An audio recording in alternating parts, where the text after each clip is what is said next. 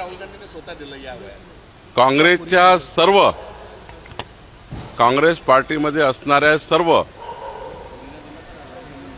काँग्रेस लोकप्रतिनिधींना म्हणजे काँग्रेसमधल्या लोकप्रतिनिधी काँग्रेसमध्ये असलेल्या सर्व सदस्यांना असं वाटतं की आता आम्ही काँग्रेसमध्ये राहून रिस्क घेतो आहे आणि त्यामुळं सर्वच लोक काँग्रेस सोडून चालले आहे। राहुल गांधींनी यातून धडा घेतला पाहिजे, शिक्षण घेतलं पाहिजे आणि लोक राहुल गांधीच्या नेतृत्वाला रिस्क समजतात।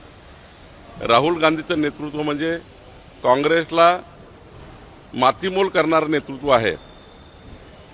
राहुल गांधीचं नेतृत्व म्हणजे काँग्रेस पार्टी भुईसपाट होणार आहे आणि म्हणून काँग्रेसमधला प्रत्येक व्यक्ती हा रिस्क समजतो आहे काँग्रेसमध्ये राहणे। ठीक है थैंक यू सर। हिंदी में